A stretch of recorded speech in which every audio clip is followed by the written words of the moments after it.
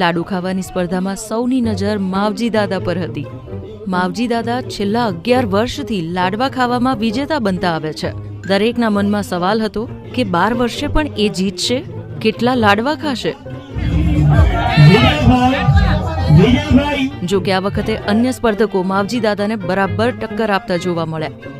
પહેલા નંબરે આવવા માટે છેલ્લા 3 સ્પર્ધકો વચ્ચે કટોકટીની સ્પર્ધા થઈ અને છેલ્લે વિંછિયા તાલુકાના ઓરી ગામના બળવંતભાઈ રાઘવાણી 30 મિનિટમાં 30 લાડુ ખાઈને વિજેતા બન્યા.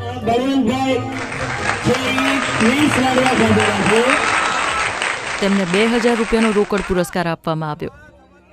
આ વખતે પહેલો નંબર ના આવવા વિશે માવજી દાદાએ કહ્યું કે કેટલા લાડવા ખાધા? લાડવા ખાધા 28. એમ કે ટાઈમ ઓછો પડ્યો. કેટલા વર્ષથી જીતતા હતા? મેં જીત્યો 11 વર્ષ. ટાઈમ ઓછો પડ્યો. 40 મિનિટ રાખી 5 મિનિટ રાખી વાત ના તો ઉપાડ લે ઘણા.